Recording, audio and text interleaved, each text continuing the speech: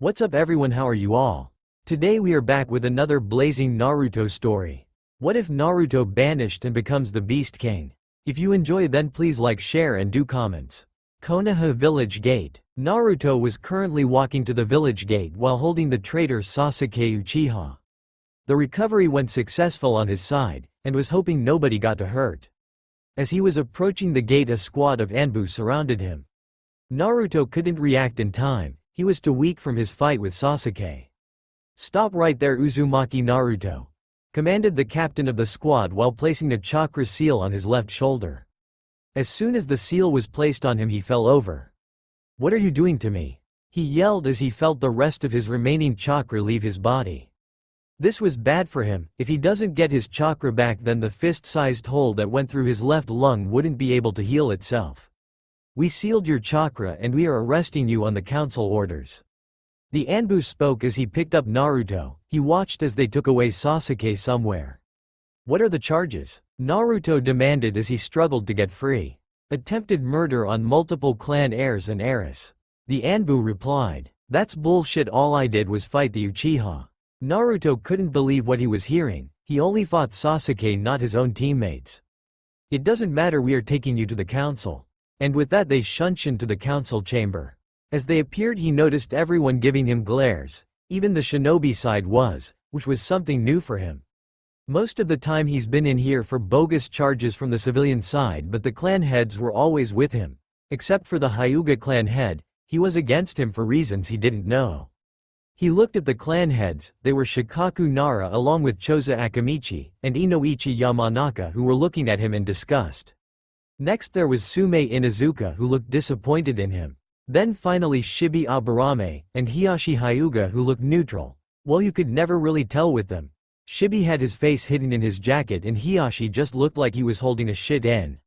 He then looked at Tsunade, who had a frown on her face. "Ba-chan, what's going on? Why am I being arrested?" Tsunade looked at him with pity in her eyes. She didn't want to do this, but as the Hokage she had a job to do. "Genin Uzumaki Naruto, you are facing charges of attacking the Uchiha, Inuzuka, Nara, Akamachi, and Yamanaka heirs and heiress. How do you plead?" She questioned him. He couldn't believe it. Why was he being charged with attacking his friends? "I'm innocent. The first only attacked the Uchiha because he was going to Orochimaru," he yelled. "We have a witness that says you proceeded to attack the Uchiha after he agreed to go back." "Who the fuck is this witness?" Tsunade nodded her head at the purple-haired Anbu in the corner who had a Neko mask. As Neko left, she returned a minute later with his pink-haired teammate. "Why was she here? She was nowhere near the fight, right?" "I was right there when he attacked my Sasuke-kun." "Shit." He agreed to come home after Naruto Baka got him alone and Sasuke-kun said they kidnapped him. But the demon went berserk and used this weird red chakra and proceeded to beat Sasuke-kun and tried to kill him. She screeched while everyone started holding their ears, while a pink-haired female on the civilian side gave her a big smile. "She's lying, granny, he attacked me first." Naruto yelled at the Hokage, but all he got was a glance. "Bring in the rest of the witnesses," she told Neko. "What the fuck is going on? Who are the other witnesses?" As he was thinking things couldn't get any worse, a group of kids came in. These were the recovery squad consisting of Shikamaru Nara, Kiba Inuzuka, Choji Akamichi, and Ino Yamanaka, not including Neji Hyuga, Shino Aburame and Rock Lee, who were in the hospital. As they stood in line in front of the council, Tsunade addresses them. "Okay, start from where Naruto supposedly attacked you."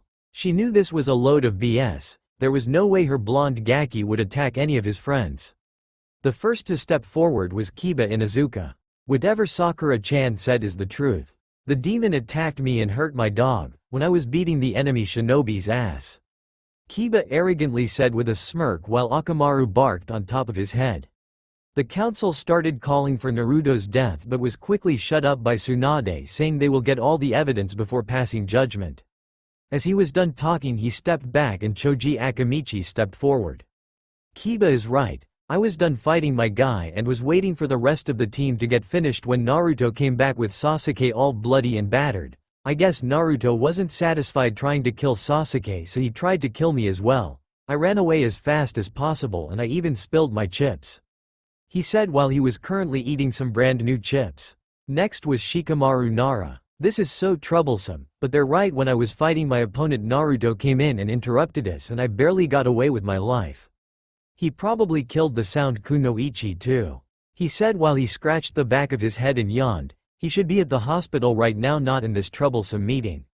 He stepped back so Ino can go. Ino Yamanaka then stepped forward. I was helping with Shino when he fell unconscious before I defeated the sound guy. As I was trying to get Shino to safety, Naruto Baka came and started fighting me and tried to kill Shino, but I got out of there with him.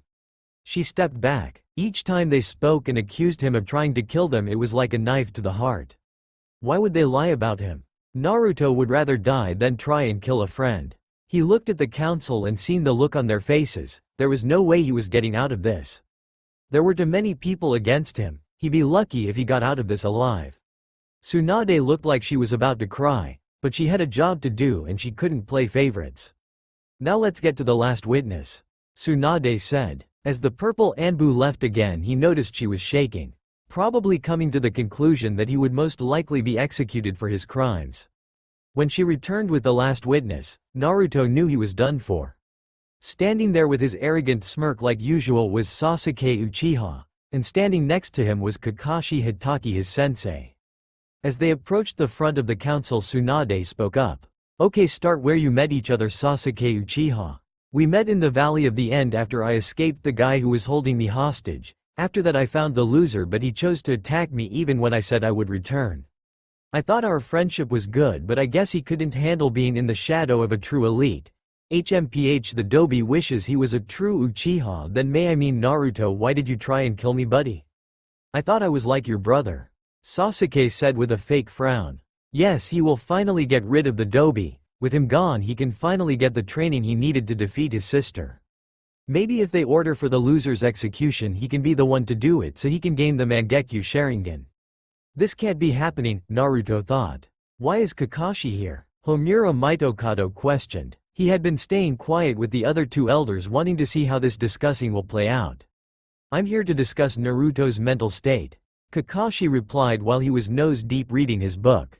Proceed, Kakashi, and leave nothing out. Start from team placements, Tsunade asked with a smile. Without a doubt, Kakashi would help Naruto as much as he could. Kakashi then closed his book and looked at the council with a serious face. Well, since I got my team, Sasuke has been in a league of his own.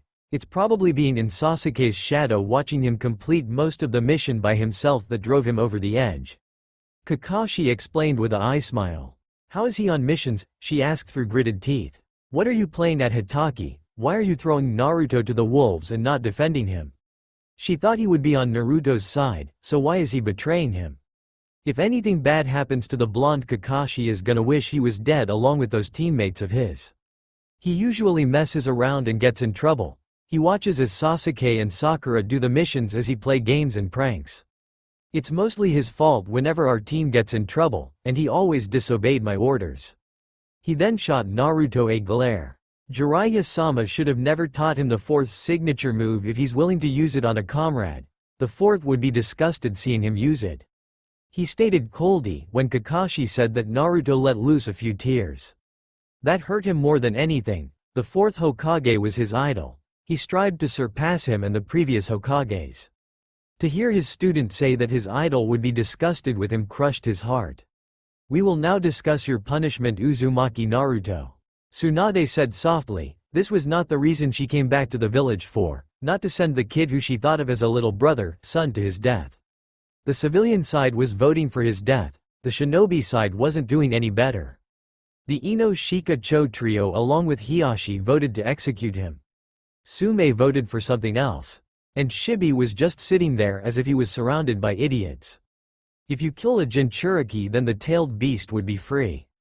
As the council was bickering back and forth, they were interrupted by the Hokage slamming her fist down on the table. We're not executing him, so pick a new punishment. She yelled at them. She wasn't going to allow these people to kill Naruto. She was about to continue to yell at them but was stopped when someone slammed their cane on the ground. I vote we banish him, an old man with a bandage covering his left eye said. Everyone turned and looked at the man who spoke. Tsunade narrowed her eyes at the man. She knew exactly who this was. No doubt he was trying to get Naruto as a weapon. But he did just give her an option to save the brat's life. All in favor of banishment. As she said that, everyone raised their hand. Even his so-called friends raised their hands as well. Uzumaki Naruto, you are hereby banished from the Hidden Leaf Village. You have 1 hour to leave or you will be executed. Come to my office to hand in your headband. With that, the chambers started clearing out. Tsunade ordered Neko to escort him back home. Line break. When Naruto entered at his rundown apartment, the purple female Anbu hugged Naruto and started crying.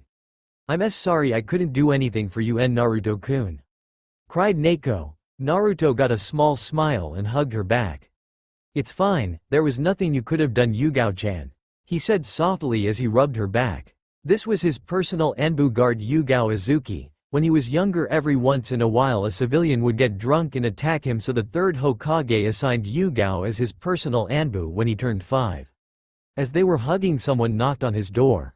Can you get that for me while I start packing? He asked her. He only has an hour before he has to leave. She nodded and went to the door to see who it was. As she went to open the door, he went into his bedroom and started packing his orange jumpsuits away with some ramen cups.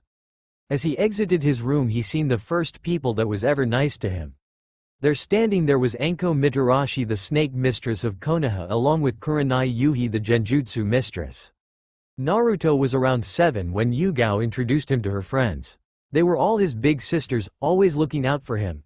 Anko and him were total outcasts in the village, so he spent most of his time with her in the Forest of Death. What are you guys doing here? He questioned with a raised eyebrow. The last thing he wanted was an emotional goodbye from his big sisters. What, we can't see our favorite blonde Gaki?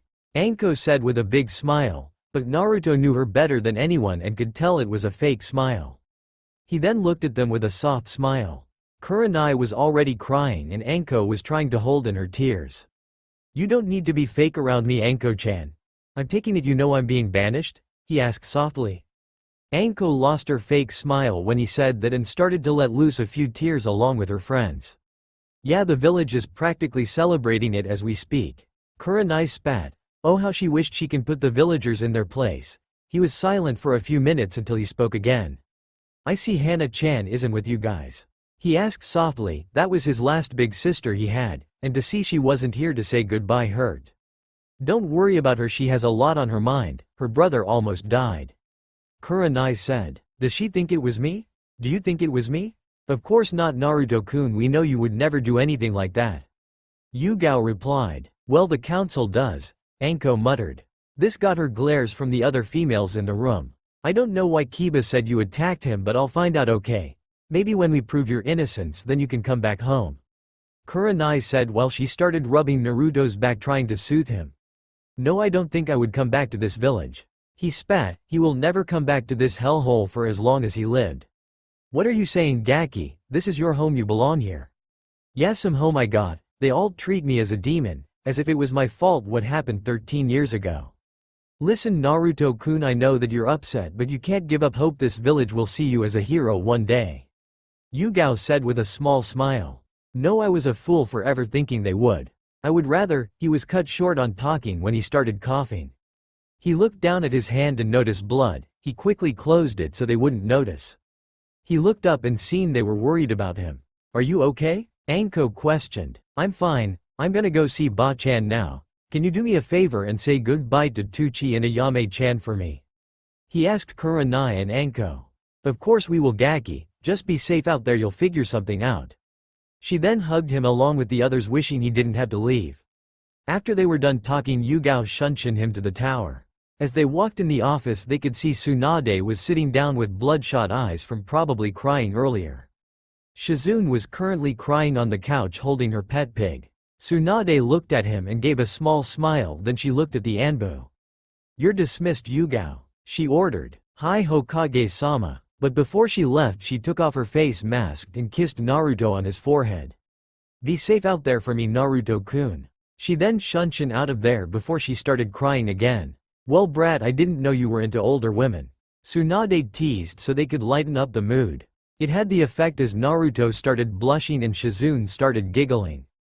It's not like Ba-chan and you know it, he said while he started waving his arms around. At that they all started laughing for a couple of minutes. Naruto then looked at her seriously. Ba-chan, you have to believe me, I wouldn't try and kill any of them, they're my friends. Well, we're my friends. I do believe you, Naruto-kun, but I don't understand why would they lie on you. Me either, I didn't do anything wrong. I never at. He fell on his knees and started coughing up blood. And this both Tsunade and Shizune got up and rushed to him. What's the matter, Naruto-kun? Shizune asked, worried that her little brother is hurt. Naruto lifts up his shirt and shows the hole on his left side right next to his heart. How the hell did you get that? Tsunade demanded. Sasuke Teme gave me it. It's hard for me to breathe, but I still got one lung left. He said with a small smile. Why aren't you healing? She asked as she started to heal him. The Anbu sealed off my chakra. Damn it, I don't have any time to heal you all the way. Shizune, go get me a first aid now. She ordered as she was stopping the bleeding. Shizune came back with the first aid. Listen, Naruto-kun, when you leave the village I want you to fix yourself up. It won't do much, but it will keep you safe until you can find a doctor. She said as she put the aid in his book bag. Where's the pervert at? I would think he would be here. He went out for a mission, he won't be back for a couple days. Can you tell him I said goodbye? Of course, but knowing him he's probably going to come after you to help you. She said with a smile. Once her perverted teammate finds out about what happened to his godson there's gonna be hell to pay. Okay, Ba-chan, I guess I should be leaving now. He said as he picked up his book bag. Wait, Naruto-kun. She then went to the fourth picture on the wall and took off the picture, revealing a safe. After unlocking it she took out a scroll with a Uzumaki insignia on it. I want you to have this. This was supposed to be giving to you when you became a Jonin or 18, but I guess now's the better time. She said. Oh, how she was going to enjoy his reaction. What is it? This contains everything your parents owned. You weren't told who they were because they had a lot of enemies, so when you find a safe place open it up and get what should have been yours from the get-go. Who were they? He questioned, hoping he can finally find out who they were. Well, they were none other than. Pause for dramatic effect. Yes? Naruto asked with stars in his eyes. I'm not telling Yagaki. You need to read to find out yourself, I don't want to ruin the surprise. She smirked as he face-faulted. Yes, she was going to miss her fellow blonde. He got up and dusted himself off. He then looked at the Hokage and then the necklace he was wearing. Do you want your necklace back, Ba-chan? He muttered. If she wishes for her necklace back he would give it to her, but he didn't want to let it go. Take it off, she said. As Naruto shut his eyes to stop himself from crying he took it off. He then outstretched his hand so Tsunade could take it. What he didn't expect was for her to lean down and kiss him on his forehead as she placed an identical necklace around him. But this one was red instead of green. He then looked at her confused. This necklace is even more important to me than the green one, brat.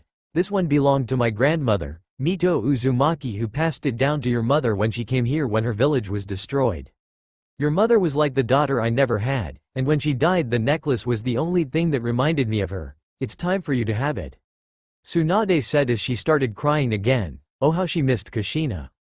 At this point Naruto was in tears. He finally had something that was his mother's and to Mito Uzumaki. Whoever that was. Wait, you said Mito Uzumaki, the Uzumaki are a clan? He questioned. They were, but they were destroyed long ago. I'm not saying anything more, the scroll should explain everything to you. She said as she bonked him in the head to stop him from asking any more questions. He smiled at them and then looked at the time. I should go now. I'm gonna miss you, Ba-chan, Shizune. He said softly as they all hugged. Take care, Brad, don't do anything crazy. Take care, Naruto-kun, I'll miss you. Sobbed Shizune as she kissed him on the forehead. My Shizune, I didn't know you had a brother fetish. Tsunade teased. How could she not? Tsunade-sama, it's not like that, she yelled as she and Naruto was blushing up a storm. After they were done talking he left the room. Tsunade just sighed at how her job was going to become boring now. She then looked over at Shizune with an evil smirk. She flared her chakra and a purple-haired Anbu along with two others came in. Yes, Hokage-sama, they all said. As of this moment you will be keeping an eye on Sasuke Uchiha. When she said that name the black-haired Anbu tensed. What for, Tsunade-sama? Shizune asked. Well, I think we need to keep an Anbu team on the Uchiha, that's all. You think the council will like that? Yugao questioned. Of course they will. Since the Uchiha said he was kidnapped, then that means he can't properly defend himself, so I think you guys should watch him. And I think some seals on him would be good as well. For how long, Hokage-sama? asked the black-haired female Anbu with a sparrow mask. I think house arrest for 3 years so we can properly protect him. Will that be a problem, Anbu? And remove your mask, the Hokage said coldly, releasing her ki. This caused the Anbu to flinch. No Hokage-sama, replied the fearful Anbu as she took off her mask. You should be happy. It's not every day a mother can reunite with their son now, isn't that right, Makoto? Tsunade questioned with a smirk. Of course, Hokage-sama, Makoto replied as she stared at the ground. Line break. Naruto was currently walking out of the village gates. He was glad everyone was too busy celebrating to notice him leave. As he was walking past the desk, he looked at the 2 eternal gate watchers. They looked at him and gave a small smile and a nod. These 2 were Izumo Kamizuki and Kotetsu Hagane. They usually helped Naruto with some of his pranks when he was younger. As he continued to walk past them, he looked back at the village for one last time. He then looked at the Hokage monument and frowned. He thought by becoming Hokage the villagers would finally acknowledge him and show him respect. He was such a fool for believing that. No, he would leave and make a new destiny for himself and prove that he has what it takes to become a Kage. Might not be Hokage, but he would become a Kage. That was a promise of a lifetime. And with that, Naruto left the village, never to be heard from until years later. Line break. It was currently raining as Naruto was walking close to the border of Fire Country. He was heading to Wave Country, hoping that he can stay with Tazuna and Tsunami until he's healed. As he was walking on the road, he stopped when he smelled blood coming from the side, so he went into the forest and found a blood trail. As he followed the path, he came across a silver-haired female who had multiple cuts to her body and was bleeding to death. Seeing this, he picked her up and started looking for shelter. After a couple of minutes of searching, he found a cave. When he went in, he placed the women down and got a better look at her. The female in question was without a doubt the most beautiful woman he has ever seen. Looking at her closer, he couldn't help but blush. She looked to be in her early 20s with her silver hair flowing freely with twin braids in the front with red lipstick. She was currently wearing a black bodysuit that didn't leave anything hidden. After getting over his shock, he took out the first aid Ba-chan gave him from his bag. As he opened the box, he was about to start treating her when he stopped. He then looked at the hole in his chest. He needed to patch it up until he finds a doctor to heal him. If he heals the stranger, then there's a good chance he would die. What to do? On one hand, if I heal myself I'll live, but she will die. On the other hand, if I heal her, then there's a good chance I will die. He thought sadly. One of them must die so the other can live. He then pulled out the scroll that contains the knowledge of who his parents were. You probably have someone special that's waiting for you back home, don't you? He spoke out loud even though she couldn't hear him. She probably has a family that's missing her, unlike him where he's finally alone once more. Well, looks like you get to live today. With that said, he puts down the scroll and he starts cleaning out her wounds and started bandaging her up. After he was done, he pulled out an empty blood bag and started to fill his blood up with it so he can give it to her. It's not like he's gonna need it wherever he was going. After it was done, he put the needle in her arm and started the procedure. While fixing her up, he never noticed he was being watched by a squad of Anbu outside the cave. Shouldn't we get him now? The bear Anbu said. The 3 Anbu currently had Anbu mask with the word "nay" on the front. As they started talking, they seen Naruto starting to get disoriented. Hawk then decided to speak up. I agree, if he continues he will die and Danzo-sama won't be happy. What do you think, Tiger? But the only thing they got was silence. As they looked to their left to see what was with their teammate, they seen his body, but he was missing his head. As they were looking at the body, they never noticed a broadsword coming from behind them. And with that, they joined their teammate in the afterlife. I'm not impressed. Anbu these days are weak compared to when I was in it. The man with the sword said. He began walking to the 2 down people inside the cave when his subordinate jumped down next to him. It would appear so, master. The female of the duo said as she had on her Hunter Nin mask. As they got closer to the body, they both gasped as to who was laying down. The female rushes over to get a better look at him. Well, looks like we found your boyfriend again, right, Haku? The man with the bandaged face mask started laughing. It's not like that, Zabuza-sama, and you know that. Haku yelled, trying to hide her blush. She bent down and started using medical ninjutsu on him. Ha ha ha, oh please. You've been going on and on about him for the past couple months. But I wonder why he's all the way out here when he should be in the Leaf Village. Maybe he's on a mission and he's got injured, wouldn't be the first time. She replied while giggling. When they first met he was passed out because he trained all night in a field. As she took off his shirt she noticed the hole in his chest and gasped. Zabuza-sama, you don't tea. She was about to continue until Zabuza interrupted her. It's safe to say that Kakashi gave him that. He's the only one I know that uses the Chidori, unless he taught it to that emo kid, but I don't think he's that stupid. He coldly stated as he got a closer look at the kid's wounds. We should probably get out of here. We don't need Anbu on our tail. Get his book bag, I'll carry the kid. Zabuza said while he picked up the blonde brat. What should we do about the female? Haku asked as she looked down at the silver-haired female. Not our problem, we don't know her and we gotta get him inside, he's burning up. He said while walking away with Naruto over his shoulder. She must be important if he was going to sacrifice himself for her. She said as she was finishing packing up all the medical supplies Naruto used. Fine, then you carry her. I wanna get indoors, this rain is killing me. Haku then picked the female up and started walking out of the cave, never noticing the scroll with the Uzumaki insignia on it that she left. Once outside the cave they started walking to find a place to stay at. They were quiet for a few seconds until Haku spoke up. Where are we taking them? She questioned. It looks like he was heading to Wave, so he's probably going to that bridge builder place. Do you think he will take us in? Yeah, why wouldn't he? He asked. Why shouldn't they take them in? The blonde Gaki is dying and he is the great Zabuza Momochi, one of the former 7 ninja swordsmen.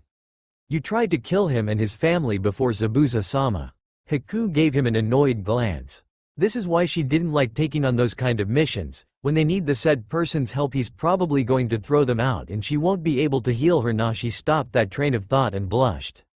She might have gotten a small crush on him when he saved their lives all those months ago, but that is a story for another time. Don't worry, that happened months ago, he probably forgot all about me. He laughed, but deep down inside he knew they probably remembered his ass. I mean, come on, he isn't hard to forget when you're going around with a huge ass sword chopping people's head off left and right. So they continued to Wave, not knowing how the fate of the ninja world changed when Naruto met the silver-haired female. But Zabuza stopped suddenly and looked at Haku. You grabbed the broth scroll that was on the ground, right? What scroll? I only saw the medical supplies. She said as she tilted her head, looking confused at him. He just gave her a dry look and sighed. Go get the scroll, Haku, it's probably important to him. At once, Zabuza-sama. With that said she ran back to the cave. She returned couple minutes later with the scroll. And with that they continued on. You think this is the house, Haku? Zabuza questioned outside a 2-story house. After couple of hours of asking around and knocking on random people's door they were pointed to this house. I don't know, Zabuza-sama, how about we knock and find out? How about we throw a kunai with a sticky bomb to the door to let them know we're here? Zabuza asked with a bloodthirsty grin. But the only thing he got in return was a glare from Haku. That would be unwise, Zabuza-sama, we need to get Naruto-kun inside. Fine, you're no fun, he said while grumbling about brats who need to lighten up. Zabuza then walked up to the door and knocked. They waited for a couple of seconds, then they heard someone coming. When it opened, an old man with a bottle of sake was standing there. As soon as he seen Zabuza his eyes widened. Listen, old man, we nay, but was quickly cut off when the door slammed in his face. They just stood there as they heard the old man yell for his family to hide. You see, Zabuza-sama, this is why you shouldn't try and kill people. Now we gotta find somewhere else to go. Don't be ridiculous, Haku, we just need to improvise. He said as he winked at her. How do you expect we do that? Like this kid, Zabuza said with a grin. He backs up and raises his foot to the door and kicks it wide open. As they walked in they see the bridge builder standing in front of his daughter and grandson shielding them. Zabuza-sama, we could have just opened the door, he didn't lock it behind him. Haku stated as she shook her head. Where's the fun in that? Haku was about to reply when the bridge builder spoke up. What do you want? Please don't hurt my family, I'll give you anything you want. Tazuna stuttered. He knows exactly who this man is. The last time he seen him was when he was slaughtering Gato's man on the bridge. He would be lying if he said he doesn't have nightmares about it still. Listen, we need someplace to stay so we can get the brat some help. Zabuza spoke while he pointed to the kid over his shoulders. As Tazuna and his family looked at the kid they noticed he had blonde spiky hair with a hideous orange jumpsuit. They only knew one person who would ever think of wearing that. Naruto-kun, ni, Tsunami and Inari yelled out. Tsunami ran over to him to see if he was okay. What happened to him? She demanded. We think he was attacked by his team's sensei, but we don't know anything yet. That pervert? Tsunami spat. She still remembers that man. When he was staying here, all he ever did was train the black-haired student of his or read his porn. While they were celebrating when they were free from Gato's rule, Kakashi got her drunk and tried getting in her pants. But before anything could happen, Naruto stepped in and put her to bed. The next morning she beat Kakashi's ass with a frying pan for trying that shit. She was pretty sure she crushed one of his baby makers. She started to chuckle darkly at that memory. Everyone was just staring at her like she'd grown a second head. She stopped when she realized what was doing. She shot them a glare and then looked at her father. "San, run and get the doctor." He nodded his head and started walking to the door. "I'll be back in couple minutes." With that he left. "Follow me, we will put him in the guest bedroom." "Who's the other person with you?" she asked as she finally noticed the silver-haired women on the masked ninja shoulders as they walked upstairs into the bedroom. "We don't know, the brat was healing her when we got there, so she might have some information if she ever wakes up," Zabuza said while he put Naruto down on the bed. "Very well, place her in the next bedroom," Tsunami said as she started taking off Naruto's clothes so the doctor can get a better look at him when he arrives. As she took off his shirt, she noticed the hole in his chest.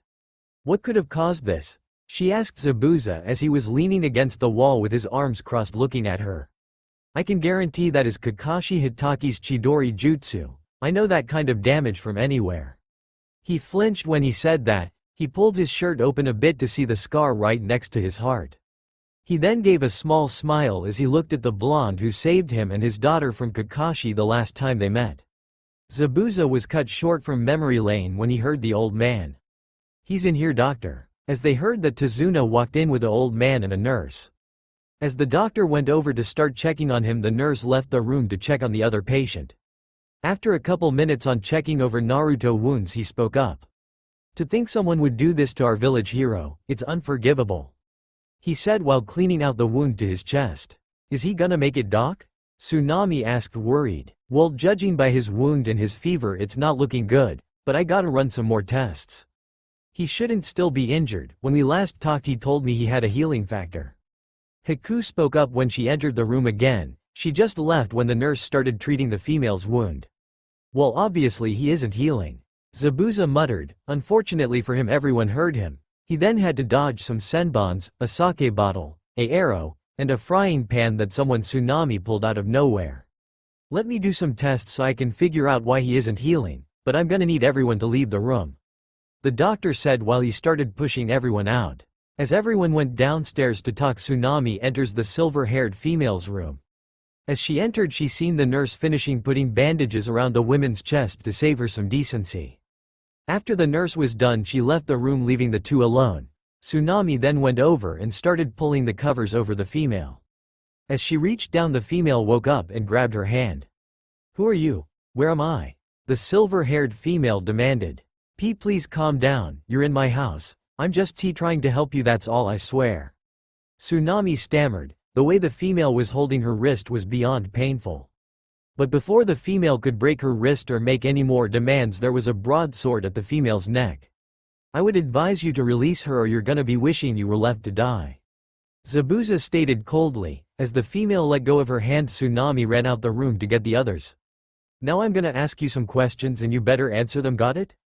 Zabuza then proceeded to press the sword deeper in the female's neck. The female nodded. "Good. First question, what is your name?" Graphia Lucifuge. "That's a odd name, never heard it before." "Who are you?" "I'm asking the questions here, not you." "Second question, what village are you from?" "Village?" Graphia asked, confused. "Yes, village. Now answer the question, what village did you come from?" "I didn't come from a village." "Are you from any clan?" "Yes, the Lucifuge clan," she answered. At that, Zabuza sighed. He didn't know of any clan named Lucifuge. This is gonna take a while, he thought.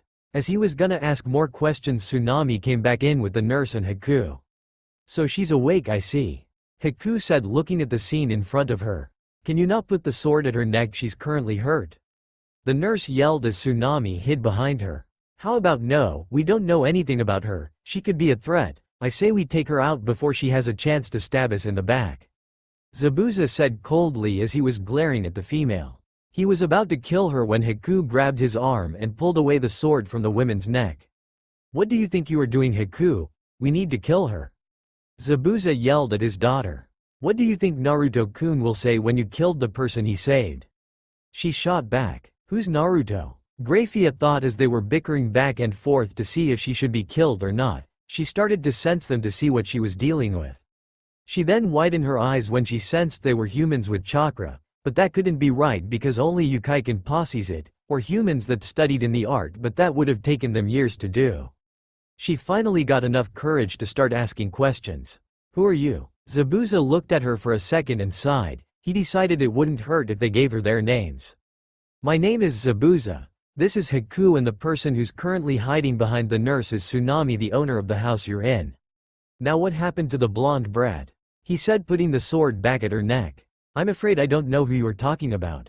Don't play dumb. You were with him when we got to the cave." "I have no idea who you're talking about. I don't even know where I am. If I may ask, miss, but what do you remember before you got those injuries?" Grafia narrowed her eyes at the female. They were asking too many questions. "Why should I explain anything to you? I have done nothing wrong," she said as she tried to sit up but stopped when the man with the bandages put his foot at her throat and pushed her back down. "You are currently injured and weak at the moment, while me and my student is at full strength. It will not end well for you if you don't explain what happened to you," Zabuza said, pushing harder with his foot. Grafia thought about it. Most of her magic is gone and she would need to rest some more if she wishes to get it back. Angering these people will only lead to her death. "Very well, I'll explain what happened to me, but first I wish for you to remove your foot," she said as she glared at the man who had the audacity to step on her. "Once she gets her magic back, he's gonna wish he never touched her." Zabuza nodded his head as he took his foot off her throat and stood next to Haku, but he didn't drop his guard. He knew the female was powerful, more powerful than him. It's only because she's weak at the moment that he could kill her, and if she so much as does anything violent, she's gonna be missing her head. Grafia then proceeded to tell them about devils and the other races. Flashback start. Grafia was currently trading blows against her brother Euclid. They were at a stalemate as the battle raged around them. There was currently a civil war going on in the underworld. After the death of the 4 Satan kings, their descendants tried to gain control of the underworld so they could wage another war against the angels. The younger devils chose to rebel to save their race. Their leader was Searsex Gremory, a man who she has gotten close to after they fought when she sided with the original decedents. He spoke about how he wished the devils could unite so their race wouldn't go extinct and how he dreamed of having peace. After he bested her, she decided to join the man so she could help achieve his dream. They might even be a thing after this war is over. As Grafia was fighting Euclid, the other descendants joined in the fight. Grafia was currently outnumbered, but before they could attack her they had to dodge a power of destruction ball that came flying at them. As she looked up, she could see Searsex flying there along with Seraphal Citri, Ajuka Astaroth, and Falbium Glacia Labelas. They quickly landed beside her and prepared for battle. "Well, looks like we made it in time," Seraphal said excitedly. "Are you okay, Fia-chan?" Searsex asked, worried that she could be hurt. "Yes, I'm fine now that you're here, Searsex-sama," Grafia responded as she calmed her breath. He just sighed at that. He's been trying for a while for her to drop the sama part with him, but she wasn't having it.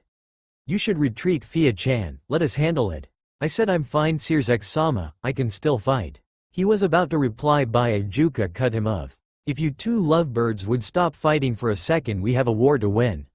They blushed when he said that. As they look at their enemy, they seen they were all powering up their attack. Seeing this, the 5 friends powered up their most powerful attacks and launched it at each other. When all their attacks collided with each other, it made a huge explosion. As they looked at the damage they seen, they tore open a dimensional tear. Everyone quickly flew away from it. Sadly, Grafia wasn't so fortunate. The tear started to pull her into it. As she quickly tried to escape, she realized she couldn't. She then heard someone call her name. As she looked over at her right, she could see Searsex flying over to her, but she knew it was in vain. She was already in the dimensional tear as it started closing. After it closed, her entire body started to hurt. All she could see was colors until everything went black. Back with the devils, they couldn't believe their powers caused a dimensional tear. They all started fighting again except one red-haired devil. "I'm sorry, Fia-chan," Searsex said as he shed some tears. Searsex was too late. He couldn't save the girl he loved. As he fell to his knees he looked at where the tear was before vanishing. If only he was faster he could have saved her. As he was thinking about her he heard shouts coming from behind him. As he looked he could see the battle was starting again. Sierzek's eyes flashed red as he looked at the descendants of the original Satans. It was their fault his love was gone. I'll make them pay, Fia-chan. I'll come find you and rescue you wherever you are. Then we can be together like we promised, he thought sadly as he touched the ring he was wearing. They were promise rings that they got each other. They got it to show them when the war is over they can finally be together. And with that he joined his comrades in the fight. Flashback end. Well, that's a nice tale you have. We got another crazy one here, Haku. He whispered the last line to Haku, who nodded. But unfortunately for him Grafia heard him with her enhanced hearing. Grafia sat up from her bed and released her wings. Everyone stared at her with their eyes widened and their jaws on the ground. Holy shit, you're telling the truth, you're a demon. Are you by any chance a succubus?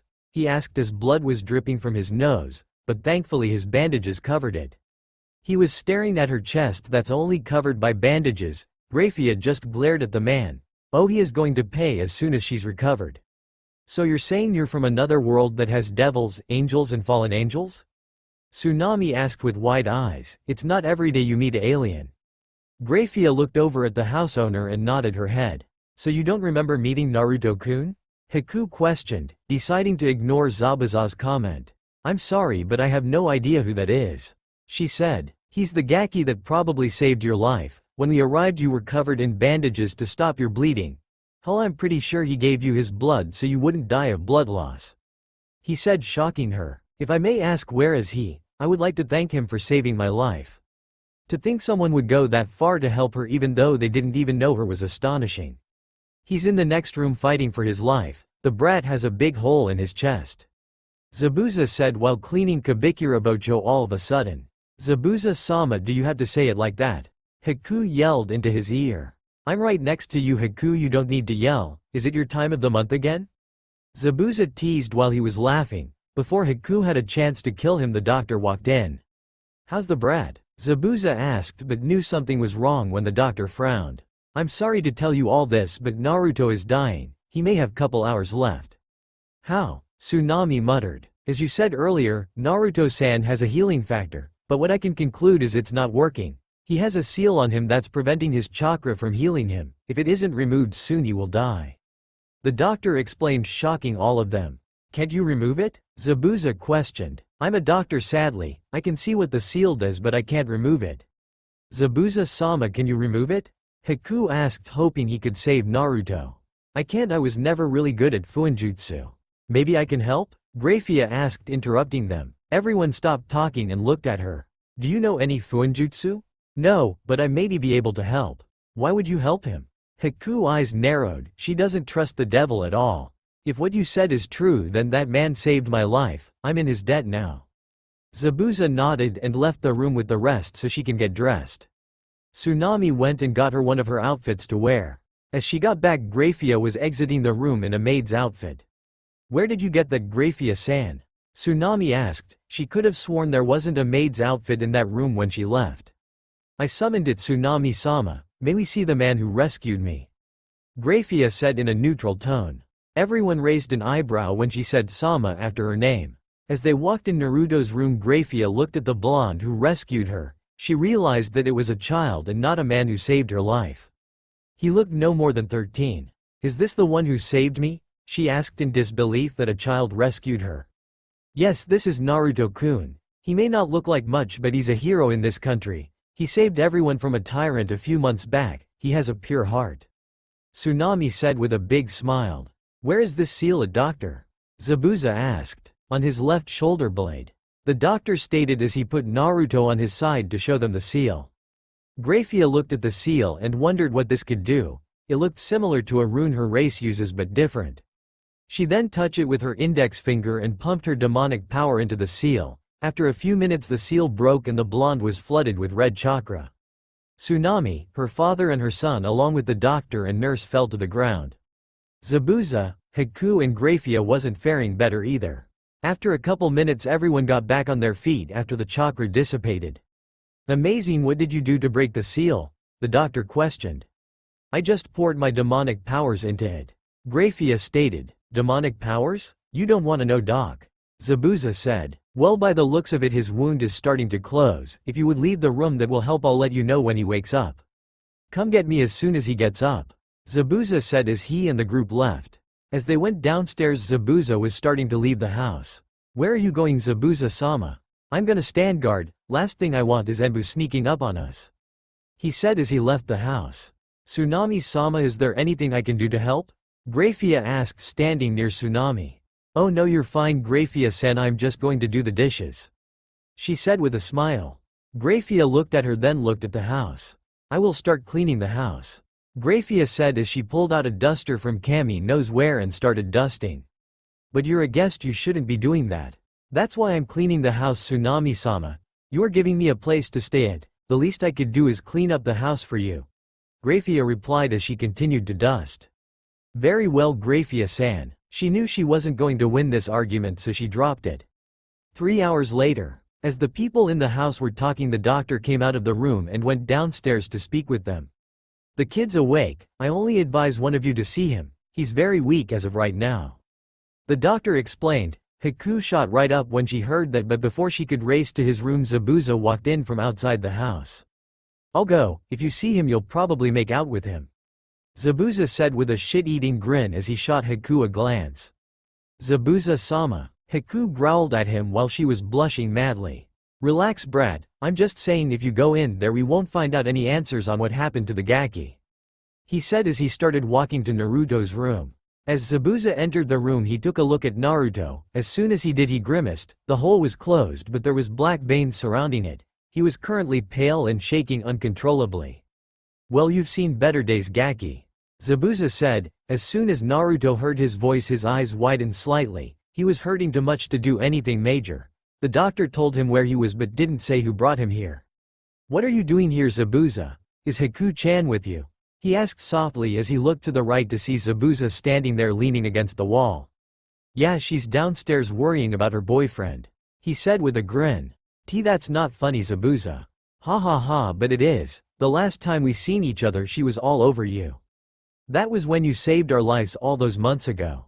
He said with a fond smile. If it wasn't for the brat he would be dead right about now along with his daughter. It was nothing, Naruto said. He got a faint smile when he thought back to when he saved them.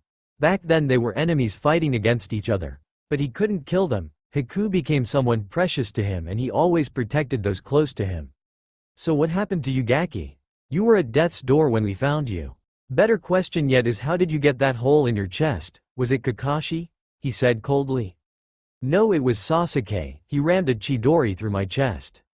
Naruto said. He then went on to explain what exactly happened to him when he returned with the Uchiha. I can't believe they would do that to you. Why did your so-called friends lie on you? I wish IKNE. Naruto couldn't finish the sentence as he started coughing up a lot of blood. Doctor! Zabuza yelled. After a couple of seconds the doctor burst through the door along with the nurse. What's going on? I don't know, we was in the middle of talking and he just started coughing up blood. Leave, I'll see what's the problem. The doctor said while he rolled Naruto on his stomach so he wouldn't choke on his own blood. Zabuza looked on before deciding to leave. As he walked downstairs he noticed all the worried looks on him. What's going on, Zabuza-sama? The kid started coughing up a lot of blood. Did he tell you what happened to him? Tazuna asked while he started drinking. Yeah, he did. Long story short, his teammate went rouge, stabbed a Chidori through his chest. Then Naruto went back to the village with the traitor. Anbu arrested him and sealed away his chakra. His friends lied to the council about him and got him banished. Then he found the hot silver-haired maid here, and chose to save her life with the cost of his own. Then that's when we found him and here we are. Zabuza said, not really caring that Grafia glared at him when he called her hot. Everyone couldn't believe their ears, to think the place he called home could be so cruel. I thought the doctor said he was going to be fine? We just gonna have to wait and find out what's wrong with the brat. He said as they went into an uncomfortable silence. Zabuza then started checking out the maid.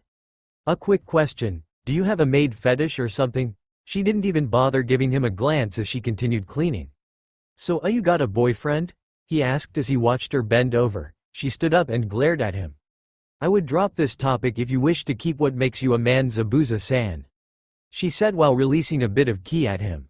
Zabuza chose to keep quiet as he and Tazuna backed away from the maid, while Tsunami and Haku got a evil smirk. Inari just looked at them confused, wondering what they're talking about. Couple hours later, they heard the doctor come downstairs with a frown on his face. "Well, I got some bad news. Ain't you got some good news too, Doc?" Zabuza asked. "I'm afraid not, it's only bad news for the child." "What's wrong with him?" "I thought that if we managed to break the seal and get his chakra pumping it would save his life.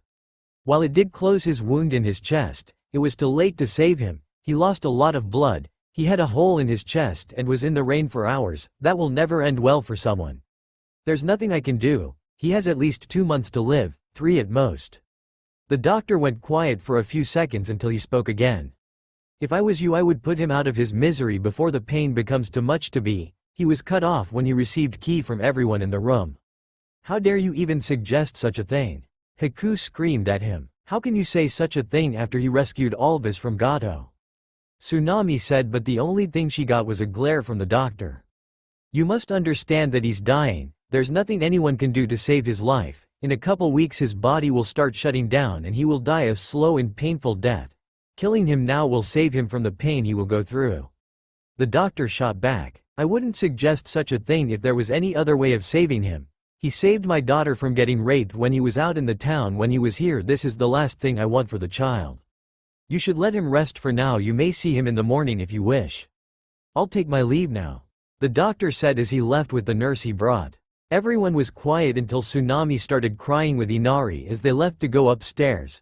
Tazuna pulled out a sake bottle and went off somewhere to drink away his sorrows. Haku looked at Grafia and glared at what she was doing. She started cleaning again like nothing ever happened. "If it wasn't for you he would have been fine." Haku growled at the maid. "Haku, that's enough, it isn't her fault he saved her."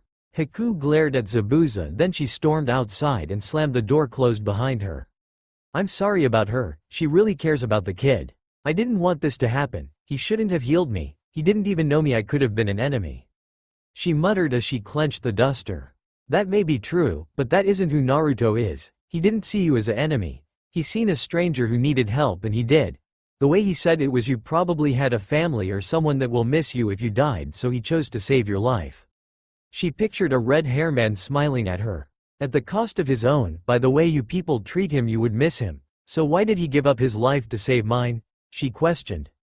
"It's hard to explain. Naruto grew up without the love of a mother and father. Most of the village ignored his very existence. He strived for his people to accept him, and when his own friends stabbed him in the back it was too much to take.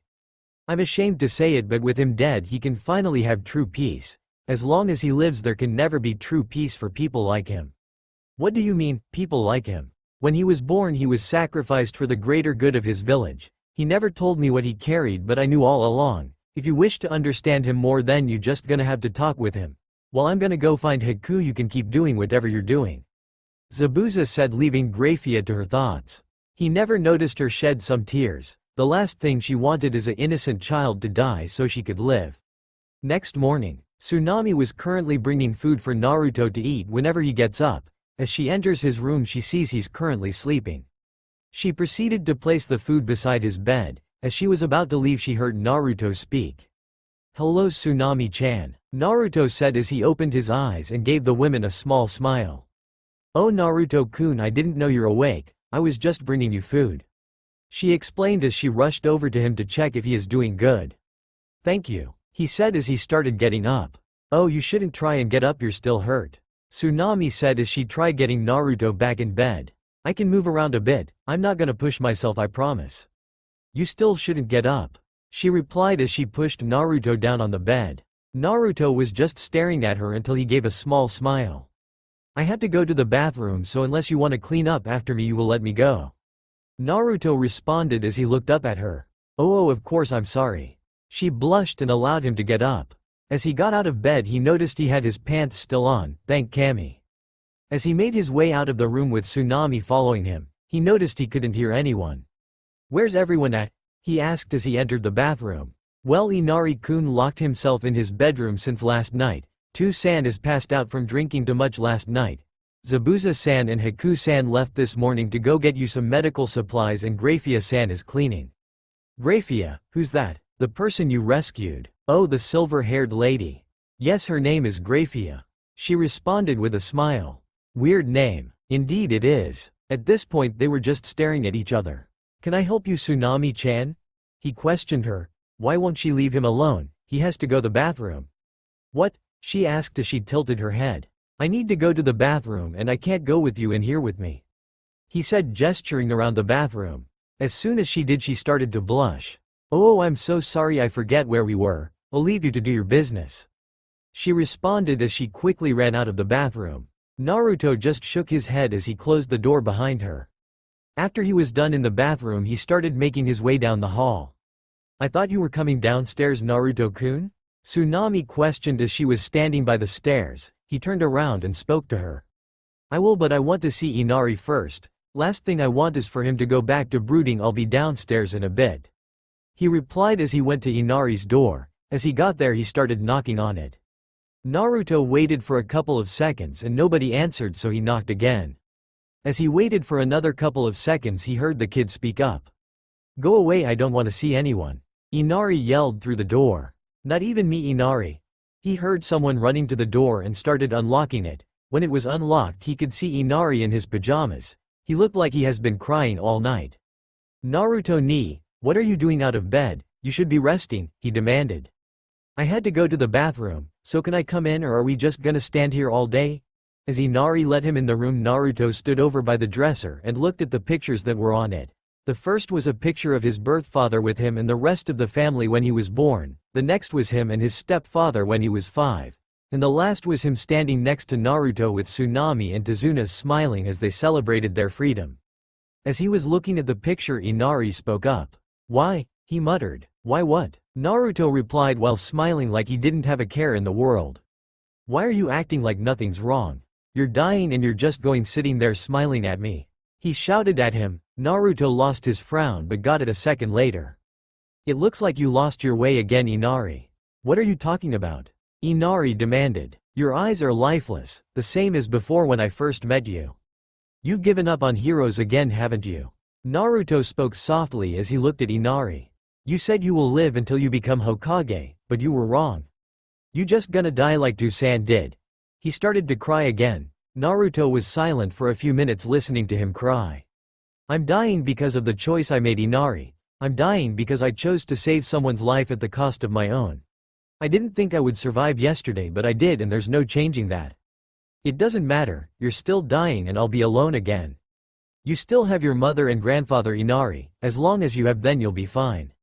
And besides, if you start moping around and become the next emo king, how will you grow strong and protect those that are precious to you? He said. But I'm not a ninja, how can I become strong like you, Ni-san? He asked. Don't worry, I got some time left. I'll teach you all I know so you can become strong to protect those who are precious to you, he responded with a smile as he seen Inari's huge grin with stars in his eye. Thank you, Ni-san. I'll promise to become strong to protect those close to me.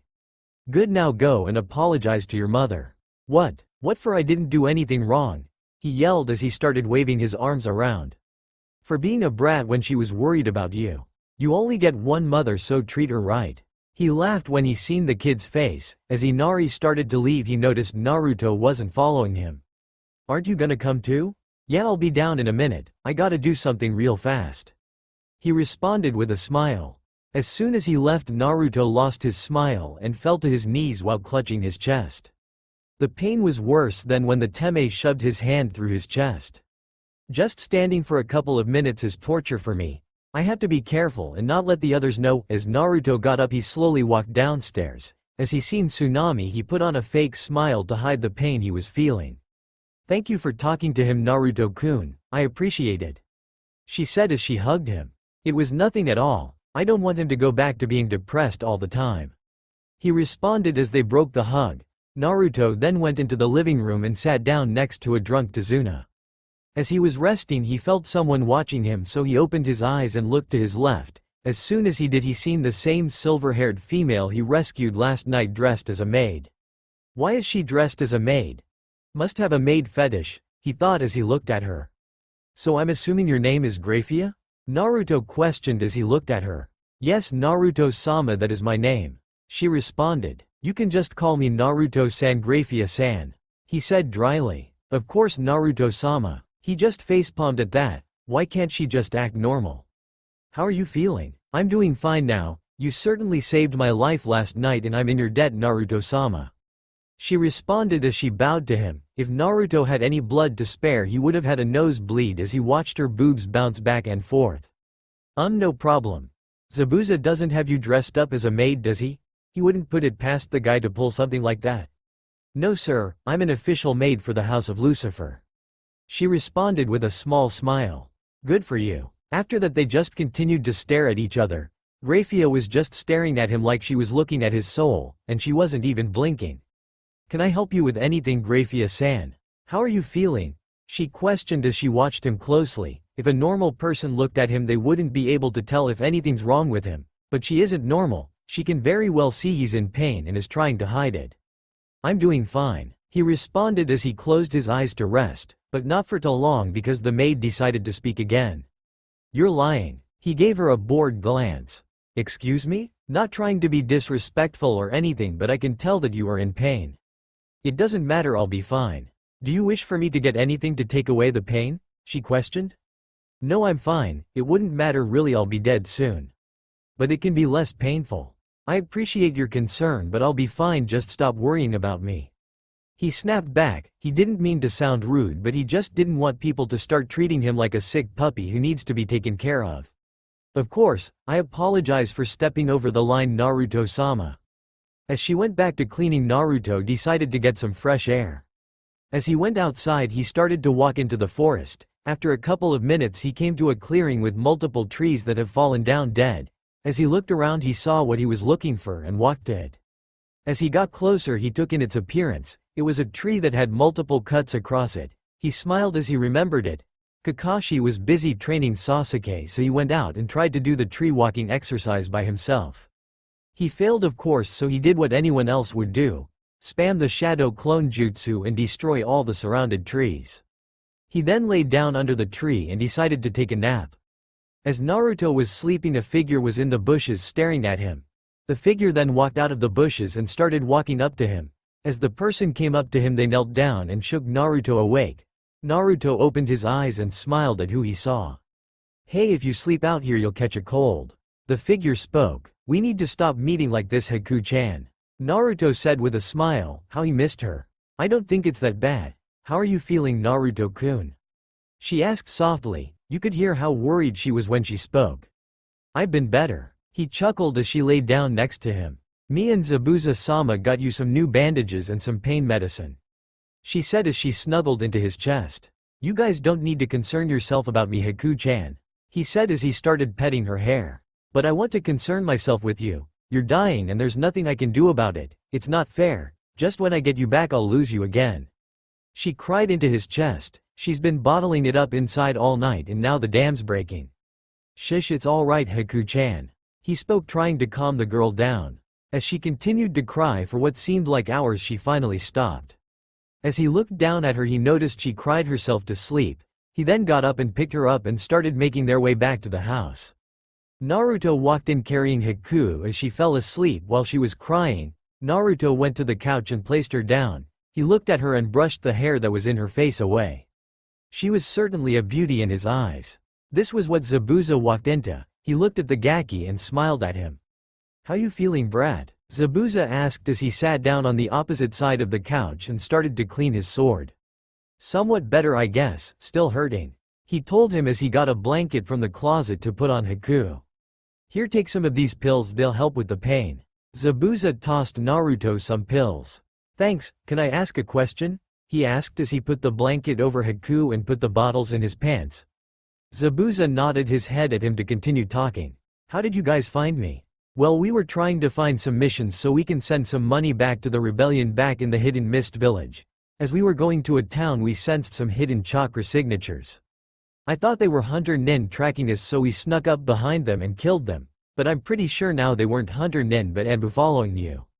They said something about Danzo wanting you or something. Kinda hard to remember when I was too busy chopping off their heads. Zabuza said as he started swinging his sword around. Danzo? I think I heard that name somewhere before. The rebellion still isn't over? Haku talked about the rebellion when they met. Her father killed her mother, then tried to kill her until she killed him in self-defense. No, probably won't be for a few more years. That's why me and Haku been doing missions non-stop since we last met. To be completely honest with you, I'll be leaving by the end of the week. The more time I spend here, the more the war will waged. I'm the moneymaker for the rebellion. So Haku's leaving with you as well. He spoke softly. I don't think she will. She cares far more about you to just leave like that.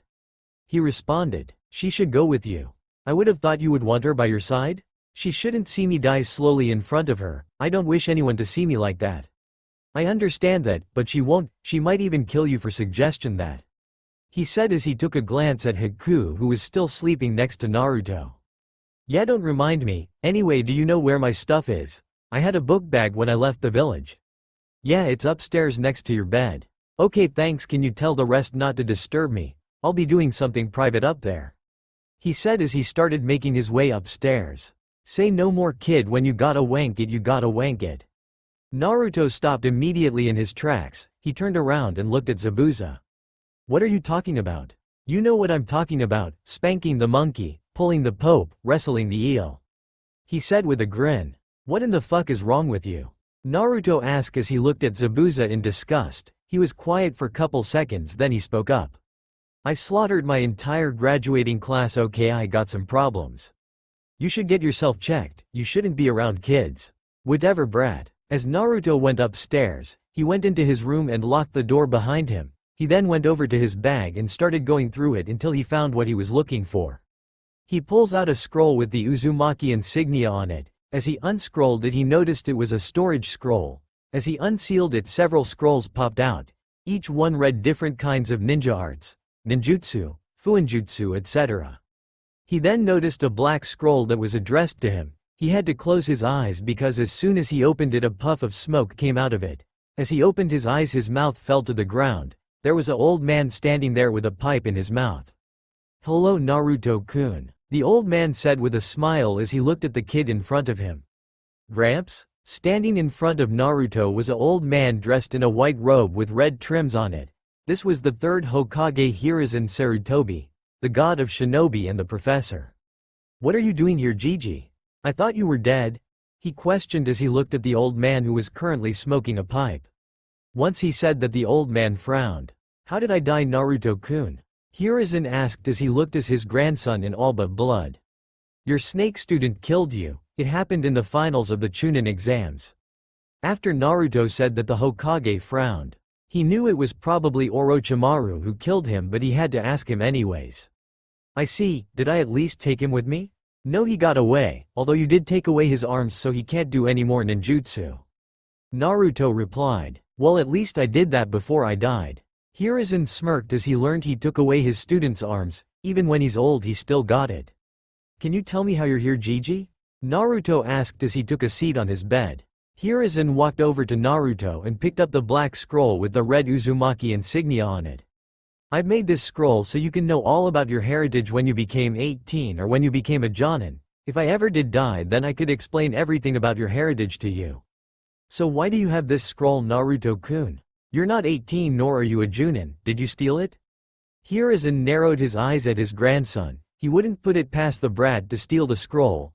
Hell, he stole the forbidden scroll that should have been impossible to steal, and yet a mere child who wasn't even a ninja stole it.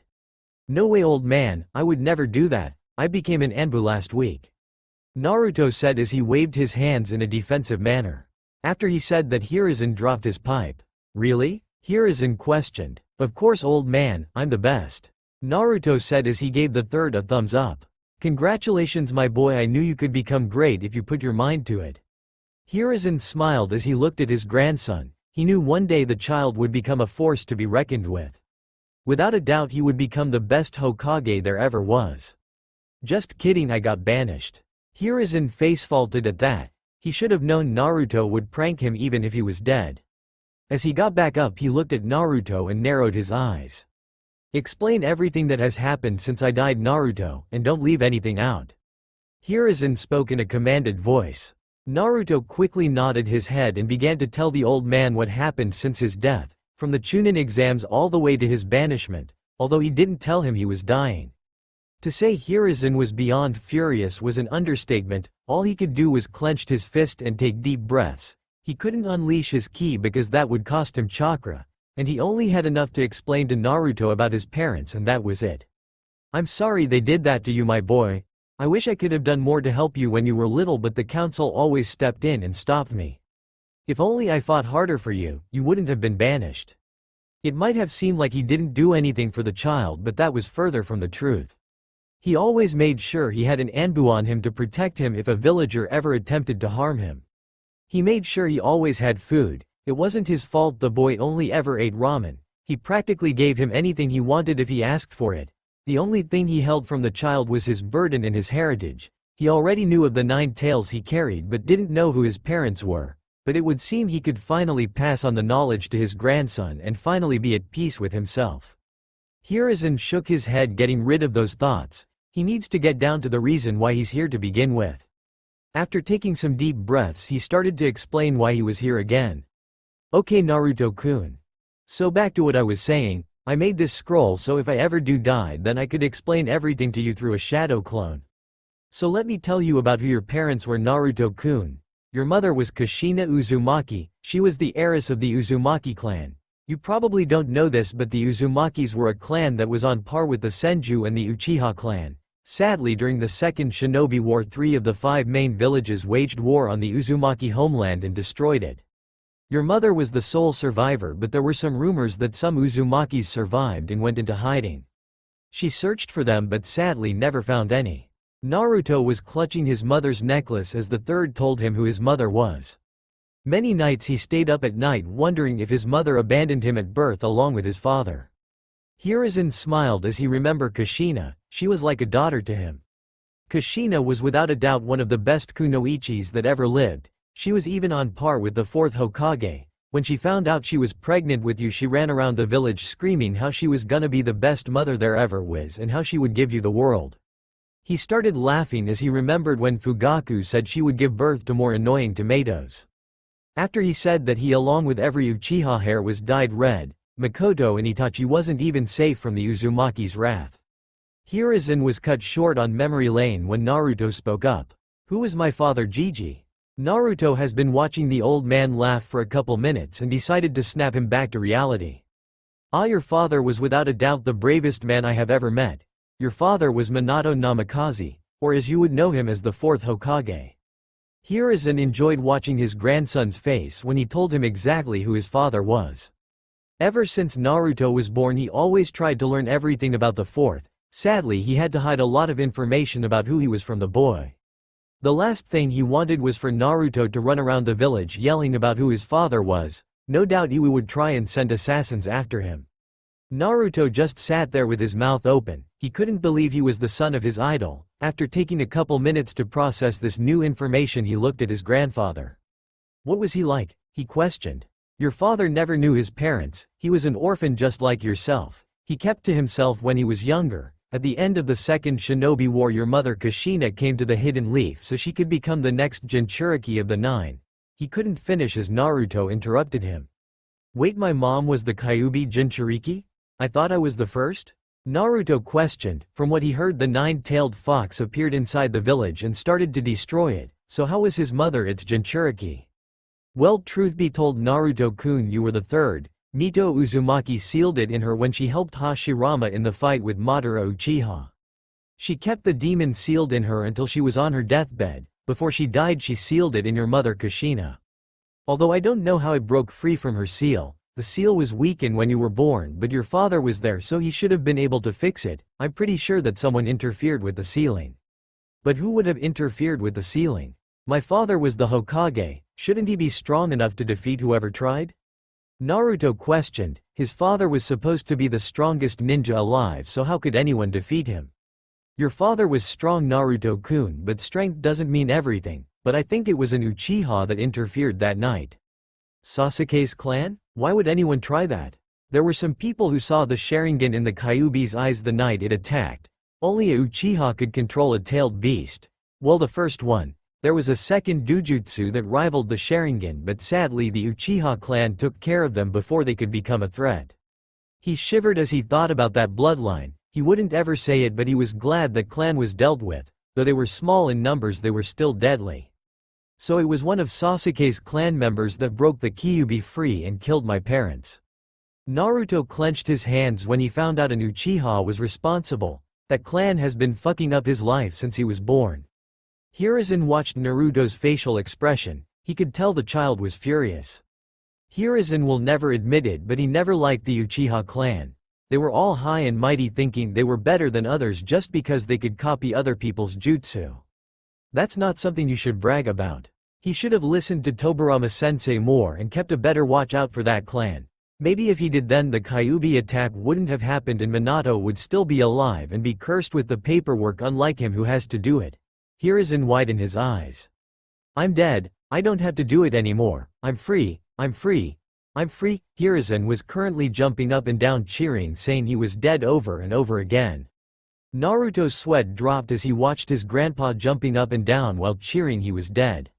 Must have been something he smoked. Gigi, get back on track before you disappear. Naruto yelled as he was getting frustrated watching the old man act like a child. Once he heard Naruto's voice, he stopped jumping and looked at him. He couldn't stop the blush that appeared on his face. He was supposed to be the god of shinobi, and here he was acting like a child. He coughed in his hand to save what dignity he had left. So, like I was saying, Naruto-kun, your mother came to the village close to the end of the Second War. That's where your father met her, at the academy. When she first arrived, she used to get picked on by the other kids because of her hair. After they did that, your mother would beat them with an inch of their life. He chuckled at that memory. She would beat whoever called her a tomato. Once she dyed everyone's hair in the village red. That caused a shitstorm in the council. They tried to blame it on Kushina, but nobody had any proof it was her. Although he couldn't prove it, he knew it was her. When your mother met Minato, she didn't like him. She thought he looked soft and would never become a true shinobi. After graduation, Kushina was kidnapped by some Kumo ninja. As she was being carried away, she left a trail of her hair behind, hoping that someone would rescue her. After a couple hours, when she lost hope, your father came and defeated the kidnappers. When Kushina asked how he found her, he replied saying he followed her beautiful hair. After that, they fell in love and they had you. Sadly, it looked like fate wasn't on their side. Hiruzen spoke as he looked at Naruto, who had a small smile on his face. He looked at the bed and noticed the scrolls on it. Better explain what these are before I disappear, he thought as he picked up one of the scrolls that was on the bed. Well, Naruto-kun, let me explain what these scrolls are. Each one contains all the knowledge your parents had on the shinobi arts. After your parents died, I went to their house and sealed up everything in there. And this scroll right here contains all the money they had. I would advise you not to open it in here, it's a lot of money. He chuckled as he set down the scrolls. He looked at Naruto, who had a frown on his face. What's wrong, Naruto-kun? I thought you would be happy that you have all of this now. You can learn all of jutsu and become a great ninja? Hiruzen questioned Naruto, who was looking down, not meeting his gaze. This was odd for him because when he was alive, Naruto would run around his desk saying he was gonna become the greatest ninja alive. And the Naruto in front of him didn't even smile when he was told he had a shit ton of new jutsu to master. Gigi, there was something I didn't tell you. Naruto whispered, still not meeting his eyes. You can tell me anything, my boy. If it's something bad, I won't be mad. Hiruzen said as he watched Naruto, but he couldn't help but feel like something was terribly wrong. You know when I said Sasuke rammed a Chidori through me? Seeing Hiruzen nod, he continued. Well, once I returned to the village, the Anbu sealed my chakra. The third raised an eyebrow at that. It was procedure that when an Anbu arrests a ninja, they seal away their chakra for safe measures. Yes, they're supposed to do that, Naruto-kun. What of it? I still had the hole in my chest, Gigi. The Kyuubi didn't heal me yet. Naruto said as he looked as his grandpa widened his eyes when he told him. After I was banished, the seal remained. It took too long to remove. I only have a few weeks to live, Gigi. Naruto whispered to the Hokage. He still couldn't believe that in a few weeks he wouldn't be alive anymore. They sat in silence for a few minutes. Hiruzen couldn't believe what he just heard. His grandson was going to die soon and he wasn't even 13 yet. He just stood there looking at Naruto. No doubt giving Naruto these jutsu was like giving a baby a new toy, then taking that toy away and putting it on a shelf where he couldn't reach it. Is there any way for you to survive, Naruto-kun? Hiruzen said softly. The doctor said there wasn't anything I could do, said it was going to be pretty painful. Naruto chuckled as he thought about how he was gonna die. Hiruzen just watched as Naruto tried his best to cover up his emotions, but he could always tell what Naruto was thinking and feeling. I'm so sorry, Naruto. I should have done something that could have helped yo. Stop apologizing, Gigi, there's nothing you could have done that was different. I'm dying and that's that. Although I do have a question that I would like an answer to. Seeing the third nod, he continued. You said the Uzumaki homeland was destroyed. Can you tell me where it is? Naruto questioned. Why would you want to know, Naruto? There's nothing there, it was destroyed. Only thing that still stands is couple houses and the dead bodies. Hiruzen inquired as he looked at the boy. After the Uzumakis were wiped out, he and a platoon of his most trusted shinobi went to Uzushigakure and looked for any survivors. Once he got there, the only thing they could find were a bunch of dead bodies along with the destroyed buildings. Their library was empty, so they figured the enemy must have stolen it. But the most disgusted thing he saw was there were no children there. No bodies recovered. At first he thought one of the villages stole the children, but after the years went by no Uzumakis showed up. After that he lost hope that they would ever be found.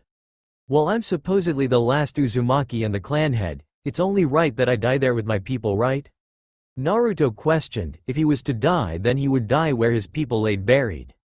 You're just like Kushina and Minato, Naruto-kun, he thought with a fond smile. Your home village Uzushigakure was directly east of the Fire Nation. It is an island that's in the middle of the ocean. Wait, is it near Wave Country? Yes, it's to the north if I remember correctly. You can find a boat leading there. Naruto was going to tell him he was at Wave, but the old man cut him off. Well, it seems my time is up, Naruto-kun. I'm about to run out of chakra. But wait, I still have so many questions I have about my parents. Naruto frantically said as he got up and hugged Hiruzen. Just look through the scrolls, my boy. You will find all your answers there. Hiruzen replied as he patted the boy's back. Will I ever see you again, Gigi? Of course, death is never the end. They were quiet for a second until Naruto spoke up. I'm sorry, Naruto mumbled.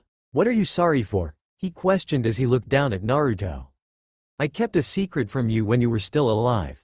Wait, is it? You know the shadow clone technique? Yes, what about it? It was the secret technique that could have helped you with paperwork. After he said that, Hiruzen got an angry look on his face and looked at Naruto. You mother, he never got to finish his sentence. Thanks for everything, Gigi, Naruto said as he wiped the tears away. As he started putting the scrolls away, he heard someone knock on the door. He finished sealing everything and hid the scroll underneath his bed. He walked over to the door and opened it. He saw Haku standing there in a nightgown.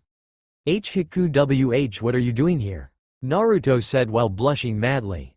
Can't I see you? Well, yeah, but I'm going to bed. Okay, I'll join you, she said as she walked past him and got in his bed. What, you can't sleep in here? He said frantically, waving his arms. Do you not want to sleep with me, Naruto? Haku said with a chilling glare. No, I mean yes. Naruto started sweating at her gaze. The last thing he wanted was to deal with a pissed-off female. Get in the bed, Naruto, she ordered as she glared at the blonde while she had her arms across her chest waiting for him to get in bed. Hi, he stuttered as he jumped in bed and went under the covers. Haku looked around the room while laying down. Zabuza said she shouldn't bother him because he was currently busy beating his meat, whatever that means. What were you doing in here? She asked as she forcefully put his arm around her. Naruto was currently blushing up a storm at being so close to Haku. Just finding out some stuff about my past. I heard you're leaving at the end of the week. Naruto questioned softly as he held Haku tighter. Zabuza-sama wishes to go find some more missions so he can send money to the rebellion, and to his fiancée back home. Haku replied as she snuggled closer to her blonde. The homicidal maniac is engaged to someone back home? I feel bad for whoever she is. Don't be, she's a homicidal maniac too. She's one of the 7 ninja swordsmen of the mist. Her name is Amayuri Ringo. They're perfect for each other. Must have been hard leaving her behind. That's what happens in war. You watch as your loved ones die in front of you. It's awful. She spoke softly as she remembered her mother dying in front of her. I wish I could help you, Haku-chan, but I'm pretty much useless right now. It's fine, Naruto-kun, but don't worry, I'll be here for you. You aren't going with Zabuza? Naruto asked. He knew this conversation would be coming up. He can survive without me for a while. Haku-chan, you can't stay with me. What, why not? She said, sitting up glaring at him. Do you wish to see me die, Haku? No. That's why you gotta go, Haku. I don't want you to see me as I die. I don't care, I'm not leaving you alone again, she replied, looking away from him. Naruto sighed at her reply. No doubt would it be hard to convince her she needs to leave. Oh well, he would figure something out. After a couple minutes of laying next to each other, Haku turned around and embraced him while she started crying. Haku knew he was right. She didn't wish to see the boy she fell for to die in front of her and being unable to save him. Like how her mother died in front of her while she could do nothing as the man she once called father tried to kill her. If it wasn't for Zabuza, then she would have been dead long ago. Naruto could do nothing but rub her back as Haku cried herself to sleep. He knew it was going to be hard leaving her behind, but he knew it was the only way. He didn't want an emotional goodbye and didn't wish to die in this house. Nothing against Tsunami or her father, but he needed to die with his people. After a couple of minutes went by, Naruto noticed Haku stopped crying. He looked down at her face and smiled. Even as she slept, she still looked beautiful as the day he met her. Line break. 1 week. Naruto was sitting at the desk in his room writing a letter to Tsunami. He was writing to apologizing to Tsunami and everyone else about leaving during the night and thank her for taking care of him. During the week he has been reading a journal that the third left him about Uzushiogakure. It appears after the third searched his homeland with his troops, he activated the defense mechanism that defends the island from intruders. Guess it didn't help against a 3-main village assault. Naruto reread it and found out how to deactivate the whirlpools. As he looked down on the desk, he noticed the 2 letters he just wrote for Tsunami and Haku. To Tsunami-chan, I just want to say that I'm very thankful to you and your family for taking care of me since I've been here. As you know, I'm dying and I'm already showing signs that I'll be dead in less than a month's time. I do not wish for you and your family to have to see me as I pass away.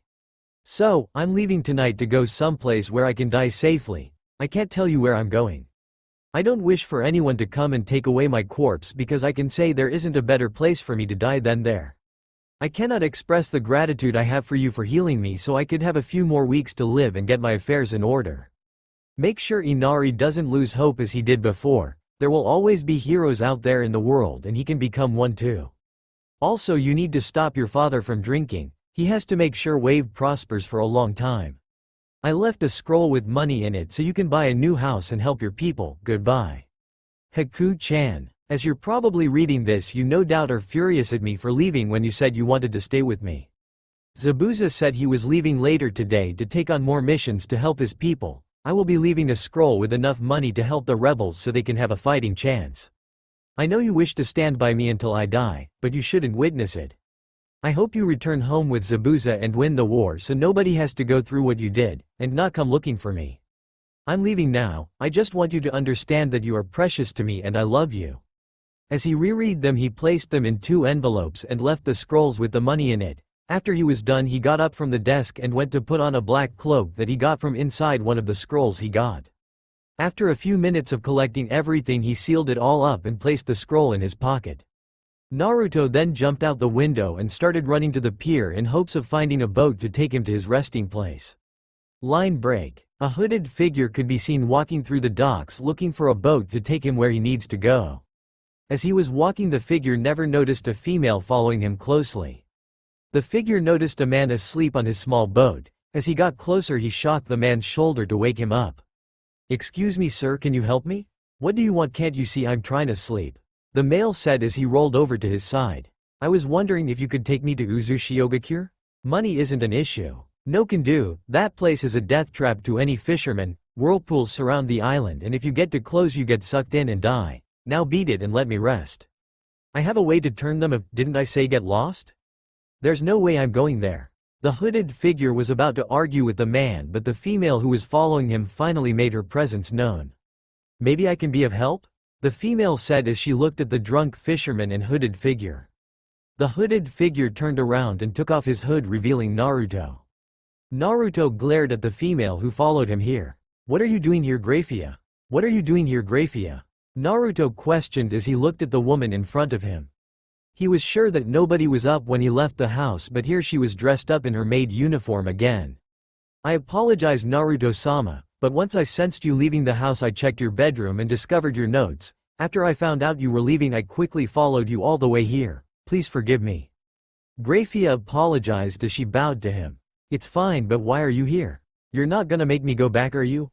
Naruto stated as he shot a glare at the older women. If she wishes to bring him back, then he won't go down without a fight.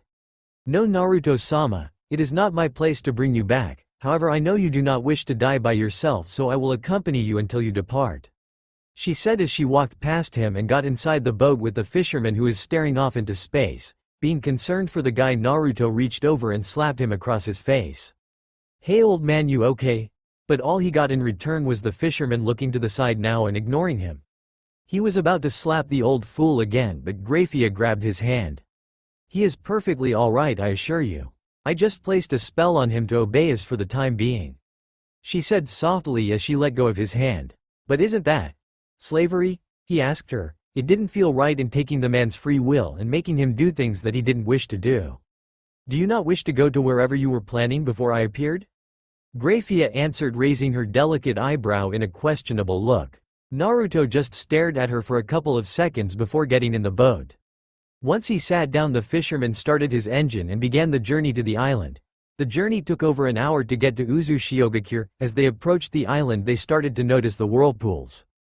Graphia would have suggested that she could just fly them over, but as she looked at Naruto, she noticed him slice his hand with one of his kunai and started to do some weird hand seals. After couple seconds go by, Naruto stopped and slammed his hands on the water's surface. As soon as his hands slammed down, the whirlpools started to die down. After a couple minutes, the water surface became calm, and with that they started to drive to land. As they made it ashore, the duo got out and started to look around the island. It wasn't much to look at: cut down trees, overgrown plants, and skeletons with different ninja gear on representing their village's clothing. As Naruto started walking up the beach to find the village, Graphia sent the fisherman back with his memory wiped. Wouldn't be good if he tells anyone where they went. After that, she caught up with Naruto and their search began.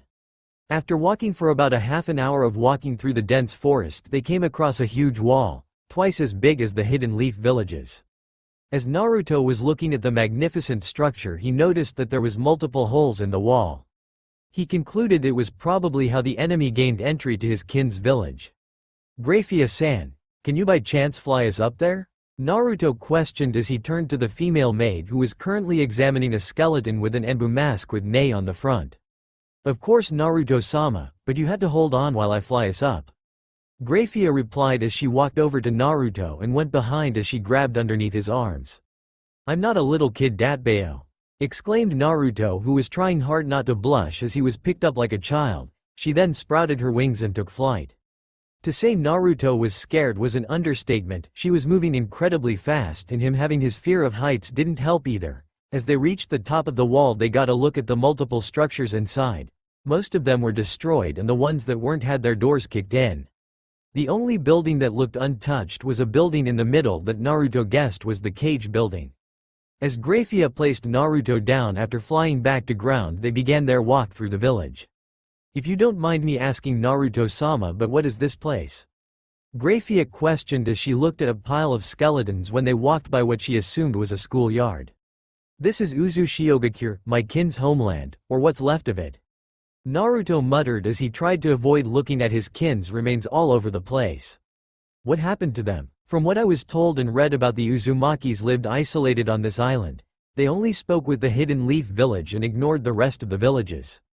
But during the Second Great War, 3 of the 5 main villages along with a handful of smaller villages waged war against here, and you can see the results.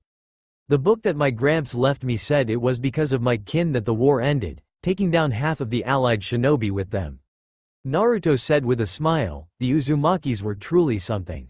Graphia chose to hold her tongue, not wanting to upset Naruto any further.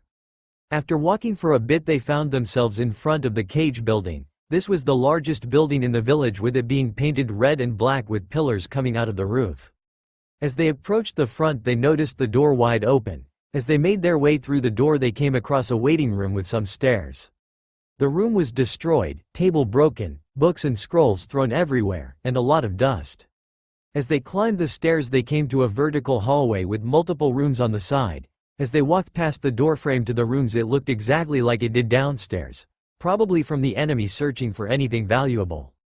As they reached the end of the hallway, they found what appeared to be the Azukage office. Naruto chose to start looking around the room while Graphia stayed back and looked on.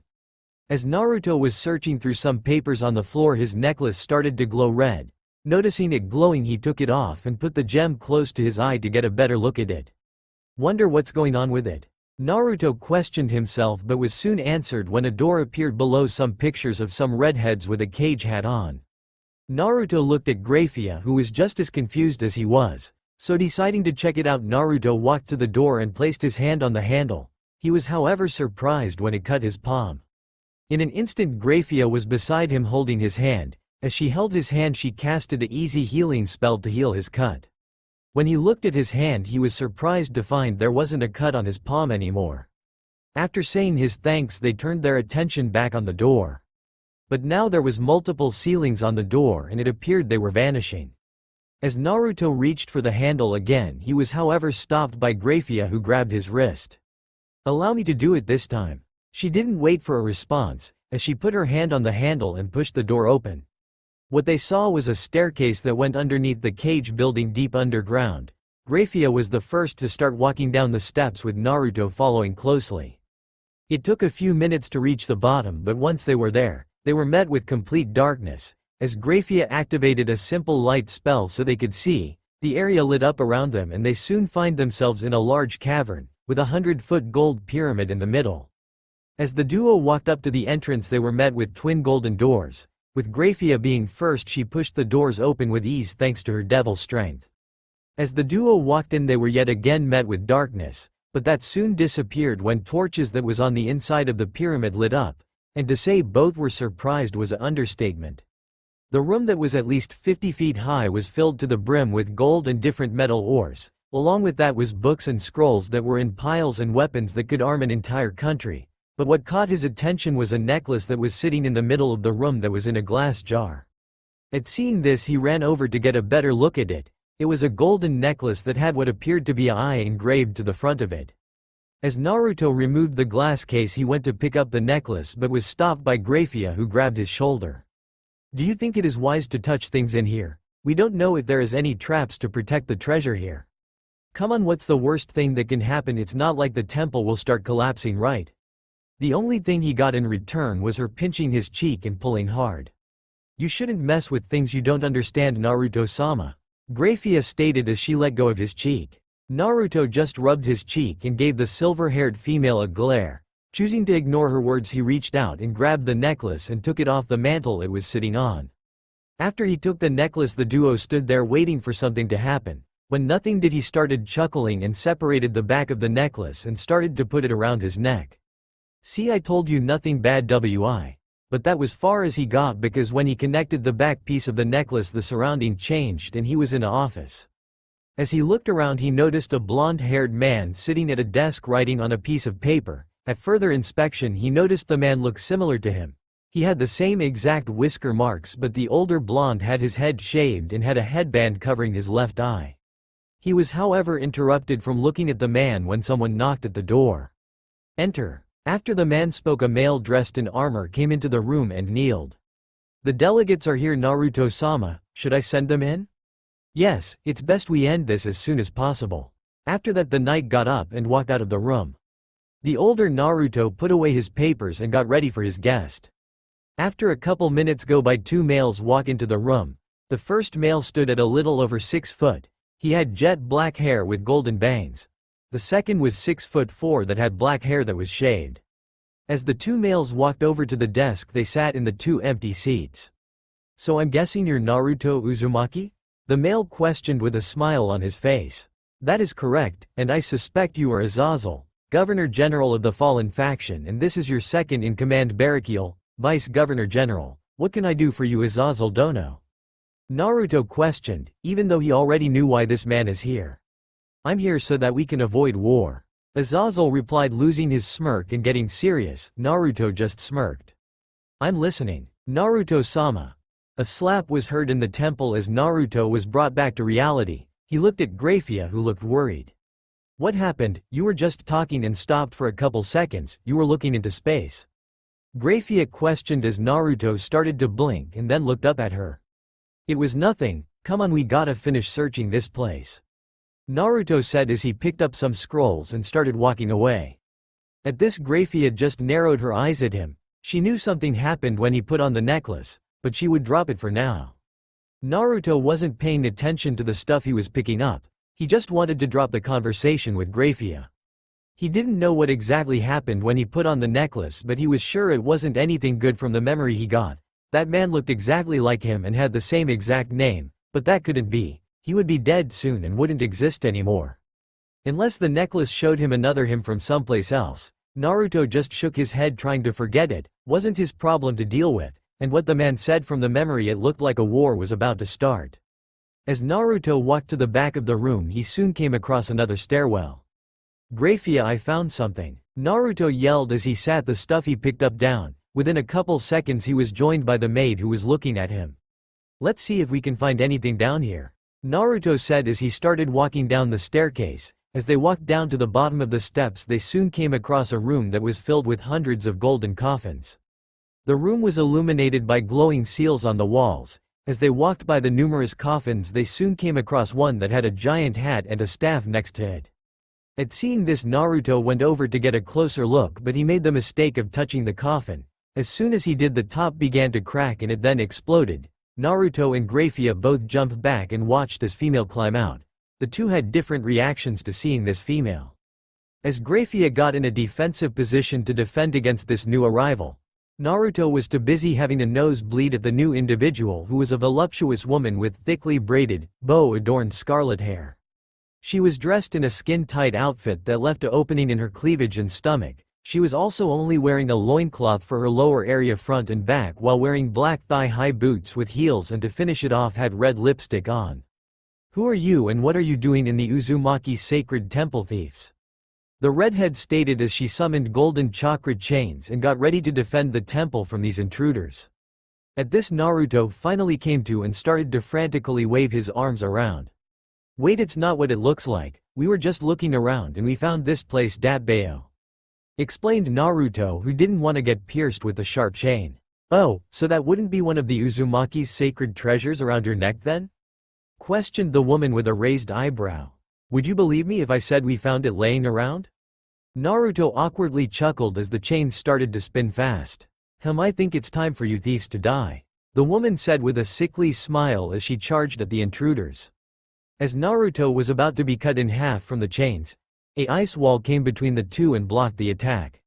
Allow me to handle this, Naruto-sama, this will be over quickly, Graphia stated as she summoned her personal body armor from her pocket dimension, which was just a black leather skin-tight bodysuit that didn't leave anything to hide. Naruto just nodded dumbly as he tried not to stare at her. Graphia tried to reinforce her ice wall, but the attacker already cut her way through.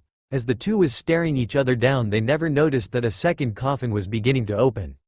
To think I would fight a member from the Yuki clan again. Kami is looking out for me.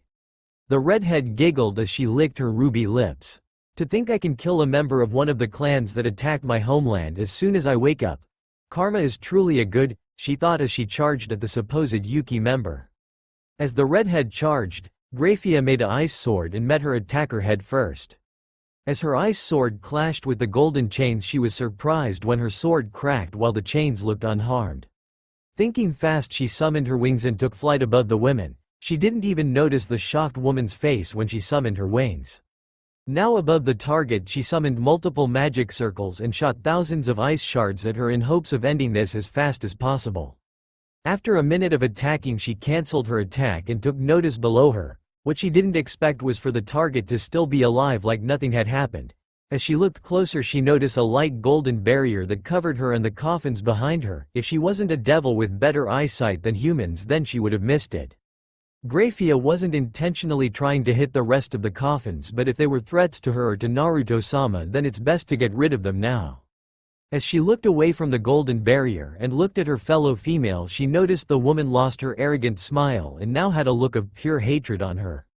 Before she knew it, she was hit in her back from above by an identical redhead and came crashing down to the ground. However, she managed to land on her feet. She wasn't one of the best soldiers in the anti-Satan faction for nothing. As she tried to summon her wings again to take flight, she soon discovered she was unable to. As she looked over her shoulder, she noticed weird markings from where her wings sprout at. As she returned her attention back to the female, she soon seen the second identical female popped in a cloud of smoke. So she wasn't real, but what did it do to me to block my wings? Graphia thought as she once again got in a battle stance. She greatly underestimated this foe, and because of that she's now in a disadvantage. I'm not even surprised you tried to take out the others in the pods, but if you think I would allow such a thing then you're sadly mistaken. I was handpicked for a reason to watch over the future generation of my kin. This is where your life ends, filth. Shouted the redhead as she rapidly started to do hand seals. The next thing Graphia knew she was underwater on the outside of the island. As she swam up to the surface she looked around and seen her attacker standing on the water. Graphia froze the water in front of her and stood up to face her attacker again. That's it, I'm done going easy on you, I'm going to obliterate you, you fucking whore. Screamed Graphia. It wasn't easy to break her calm and strict personality, but this stranger pushed all the right buttons. Coming from the one who's dressed in a leather skin-tight outfit, not to mention wearing that in front of a kid. At least I have some clothing on to cover some of my shapes, unlike you. I guess kids are kinda your thing. Cradle robber. The redhead stated with her evil smirk returning.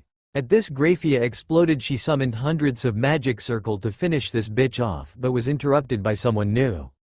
Enough, yelled a female who appeared to be her teenage years. The newcomer was a slender voluptuous redhead who had purple eyes with her hair covering her right eye.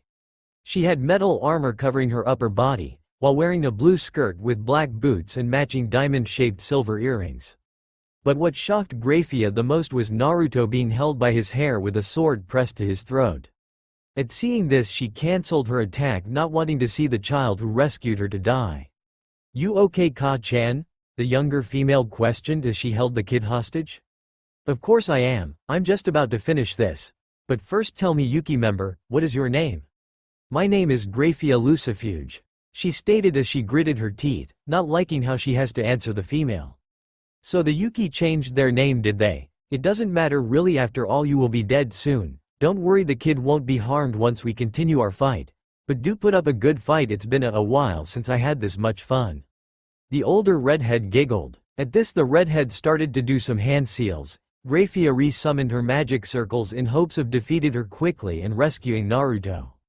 But before she could attack, the redhead slammed her palms in the ocean water and yelled summoning jutsu. Once the female screamed that she and the other two on her side was covered in a mountain of smoke. After a couple of seconds the smoke started to clear. In all her life she only got scared twice, when she witnessed the heavenly dragons fought each other, and when God entered the fight in the Great War. Now it was 3 times. Once the smoke completely cleared away, the monster that stood in front of her struck fear in her heart. It was an abomination. It stood 200 meters tall. It had an octopus-like face with multiple tentacles. It had dragon wings and scaly, rubbery-looking body, prodigious claws on hind and 4 feet, with webbed human-like arms and legs, and the beast reeked of death. The only thing Graphia could do was shake. On top of the beast head stood the 2 redheads and Naruto, who was still being held. You should feel honored to gaze at one of the 5 guardians of the Uzumakis, Graphia-san. My name is Irene Uzumaki, one of the most powerful Uzumakis that has ever lived. And this is my daughter Urza Uzumaki, who will one day become a Zukage. Irene stated as she sat down on the guardian's head.